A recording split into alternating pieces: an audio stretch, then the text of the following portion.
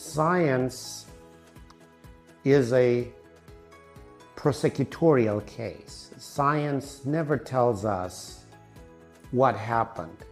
It tells us what possibly happened. Science is tentative. Science is driven by hypotheses.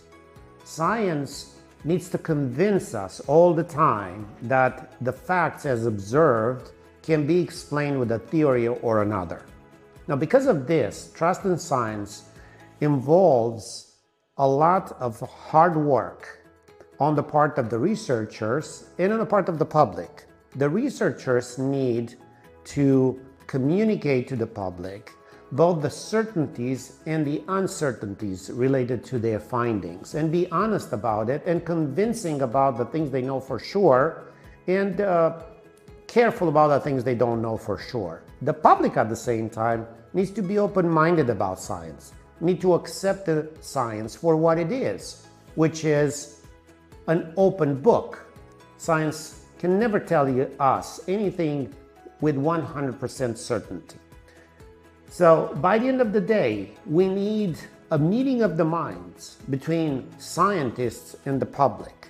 We need to work really hard if we want to improve trust in science, to both help scientists tell their story and prepare the public for accepting the story as is, not as they wish it were.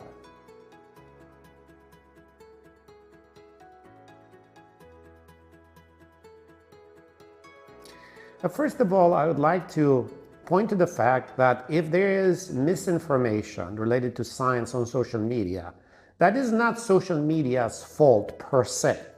The misinformation comes from users who plant this content on social media. Now, social media might amplify it, might make it hard to control, but it is not social media that produces this content.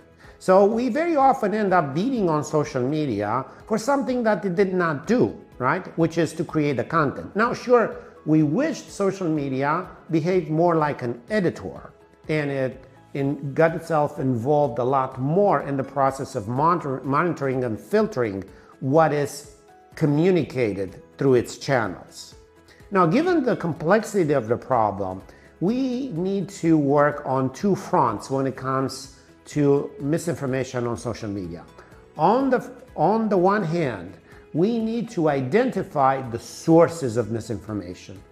The organizations and the individuals that are concocting these stories, that are putting them out. We need to shed light on them. We need to reveal who they are. We need to talk about their interests, open and covert. We also need to understand very well why these actors put misinformation on social media. It is not always by design meant to lead the world astray.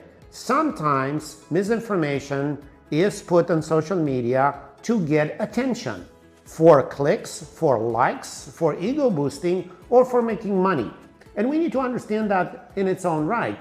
And we need to deal with the problem the way we need to deal with it. For example, misinformation that is driven by clicks and by the desire to get rich is easily handled if we tweak a little bit the mechanism by which content gets, as we say, monetized, right? We don't need to cut off people from publishing on social media, but we don't need to we don't need to always, kind of encourage people making money out of this business, right? Now, when it comes to, the speed with which misinformation disseminates through social media, we need to be wise about this. On the one hand, there's a lot of so-called misinformation that's completely harmless, right? It's the equivalent of a virus that gives you a cold but doesn't kill you. It does more than bother you, right? And actually, most content that is really viral on social media is rather mild in effect, and we should not bother ourselves with it that much. What we need to pay attention to are the truly weaponized campaigns that have very clear political intentions, which are very often instrumented by state actors.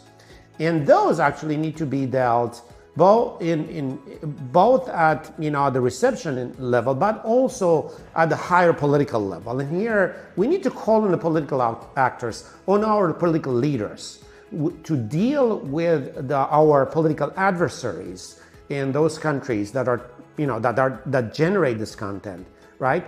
To put them in their place, if I may use a very tough word. What is political needs to be dealt with political means.